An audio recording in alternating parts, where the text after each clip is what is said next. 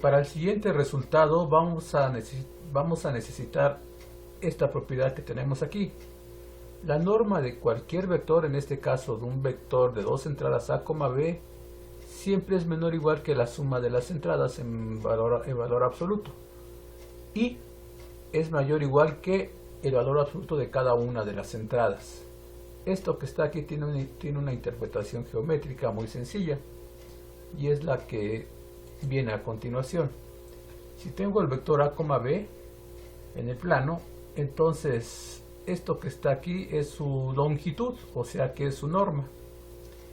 Y este lado es el lado b y este es el lado a. Y sabemos por desigualdad del triángulo que esta longitud es menor o igual que la suma de esta más esta. O sea que la norma del vector a, b es menor o igual que el valor absoluto de a más el valor absoluto de b, que esa es una de las propiedades. La otra propiedad se obtiene también de aquí. Esta longitud siempre va a ser mayor o igual que este cateto, y esta longitud siempre va a ser mayor o igual que la longitud de este cateto. O sea que la norma de a, b siempre es mayor o igual que el valor absoluto de a, o la norma de a, b siempre es mayor o igual que el valor absoluto de b. Esa es la interpretación de la propiedad que estamos mencionando.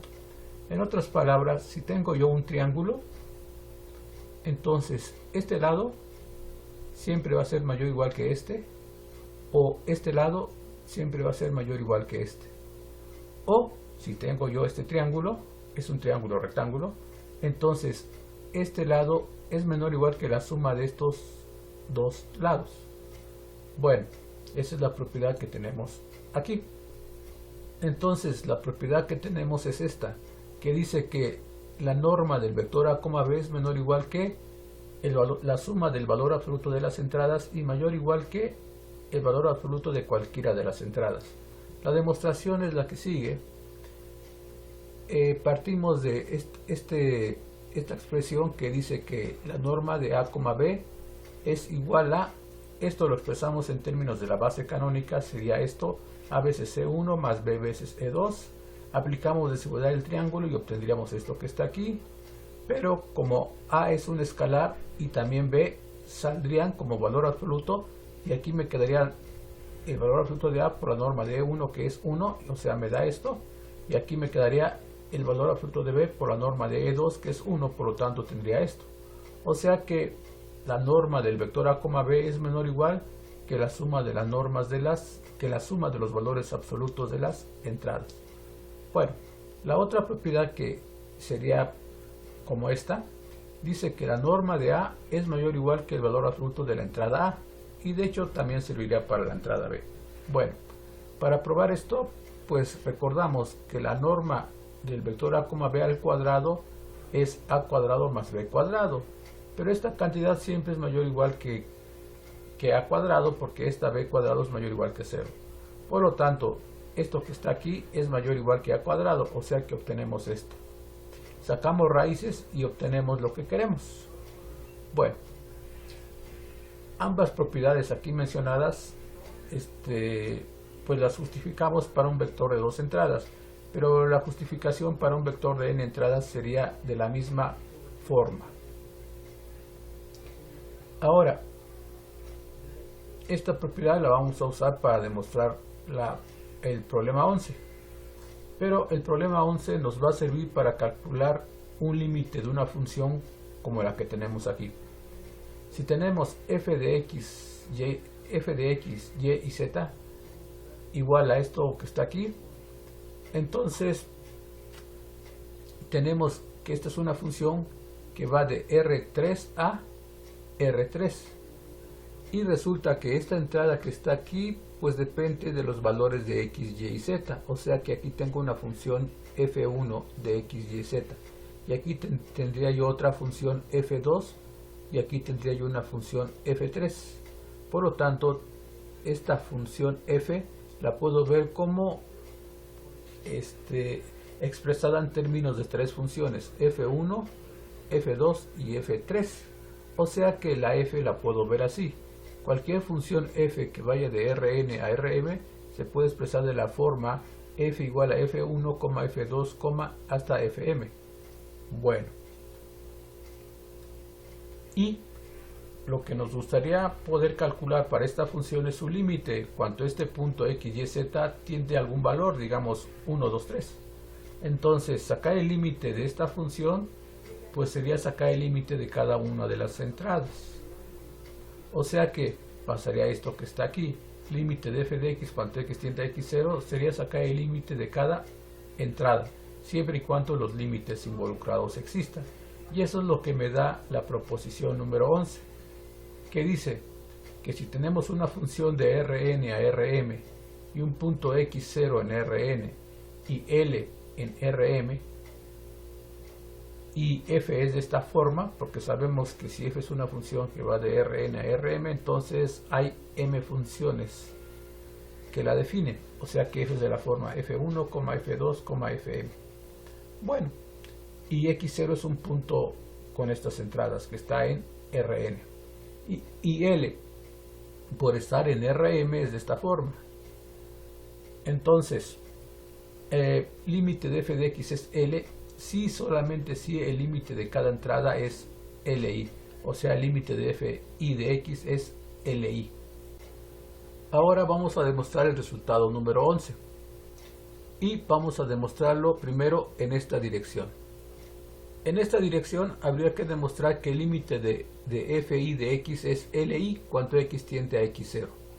Bueno, esto va a ser cierto si dado epsilon mayor que 0, existe un delta mayor que 0, de tal manera que si x menos x0 es mayor que 0 en norma, pero menor que delta, entonces la norma de fi de x menos Li es menor que epsilon. Eso es lo que habría que demostrar para cada i desde 1 hasta m. Bueno, entonces hay que empezar dando un epsilon mayor que 0. Pues damos un epsilon mayor que 0. Aquí tenemos un epsilon mayor que 0. Lo damos, entonces ya. Y hay que demostrar la existencia de un delta. Bueno, si damos un epsilon mayor que 0, se activa entonces la definición del límite de f de x cuando x tiende a x0, porque es hipótesis, esto es hipótesis. Entonces, dado epsilon mayor que 0, va a existir un delta mayor que 0. Entonces ya tenemos la existencia de la delta, que va a satisfacer que la diferencia de f de x menos L es menor que epsilon si x menos x0 es menor que delta y mayor que 0. O sea, que esta diferencia en norma, vamos a poner la norma aquí, esto lo quitamos, o sea que esta diferencia que está aquí es menor que epsilon esto, pero ¿cuánto 0 es menor que la norma de x menos x0? X menos x0, y además esa norma tiene que ser menor que delta, tiene que ser menor que delta, es decir, dado epsilon mayor que 0, existe un delta mayor que 0, de tal manera que si x menos x0 su norma es mayor que 0 pero menor que delta, entonces f de x menos L es menor que epsilon. Eso es lo que tenemos por la hipótesis. Bueno, pero lo que queremos es que esta diferencia sea menor que epsilon. Y esto que está aquí, si lo desarrollamos, vamos a obtener un vector de m entradas, donde cada entrada es una diferencia de fi de x con Li. O sea que cada entrada de estas sería una diferencia de esta forma, fi menos Li. Pero si yo tengo un vector con m entradas, pues cada entrada en valor absoluto es menor o igual que la norma de ese vector. O sea que esta entrada que está aquí en valor absoluto es, quitamos esto, esta diferencia en valor absoluto es menor o igual que la norma de este vector, pero esta norma es menor que epsilon, por lo tanto este valor absoluto es menor que epsilon. Es decir, dado epsilon mayor que 0, existe un delta mayor que 0, de tal manera que si x menos x0 es menor que delta, entonces esta cantidad es menor que esta, pero esta es menor que epsilon, o sea que esta cantidad es menor que epsilon, y eso era lo que queríamos demostrar.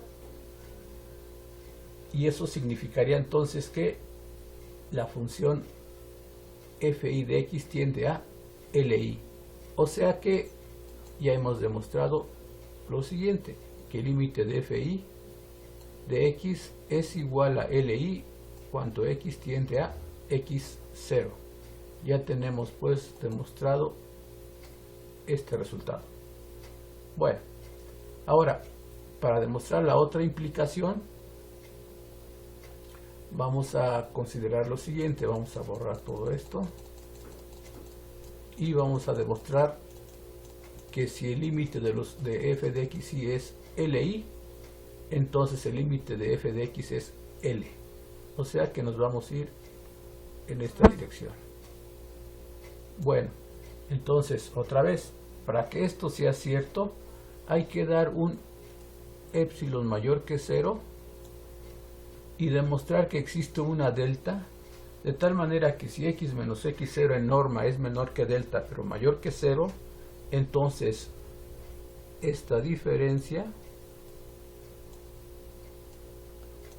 tiene que ser menor que epsilon. Vamos a quitar esto. Entonces tenemos que demostrar que dado epsilon mayor que 0 existe delta mayor que 0 tal que si, etcétera, etcétera, entonces f de x menos l tiene que ser menor que epsilon. Bueno, entonces tenemos que ver cómo controlar esta diferencia para que sea menor que un epsilon. Bueno, resulta que si yo desarrollo esto que está aquí, tendría un vector de m entradas, donde cada entrada es la diferencia de uno de estos menos uno de estos, o sea que las entradas de este vector que está aquí serían de la forma fi de x menos li, o sea que estas entradas tendrían más o menos esta forma que está aquí, fi de x menos li. Así serían las entradas de este vector, pero sabemos por la propiedad que acabamos de mencionar que la norma de un vector es menor o igual que la suma de los valores absolutos de las entradas, o sea que esto que está aquí es menor o igual que una suma de valores absolutos donde de los valores absolutos de las entradas. Entonces esto sería así, etcétera, hasta el último que sería también un valor absoluto. Bueno, entonces sabemos que esto que está aquí es menor o igual que la suma de valores absolutos de cada entrada, y cada entrada es de esta forma. De hecho aquí iría f1 de x menos l1, y aquí f2 de x menos l2, y aquí iría fm de x menos lm. Bueno, pero resulta que como para i desde 1 hasta m el límite de fi de x es li, entonces para i igual a 1, f1 de x en valor absoluto menos li es menor que epsilon para esta epsilon dada, pero lo voy a dividir entre m porque vamos a sumarlo y necesitamos esta m para obtener al final un epsilon. Bueno, entonces por hipótesis fi de x tiende a li, por lo tanto dado este epsilon mayor que 0 existe una, en este caso una delta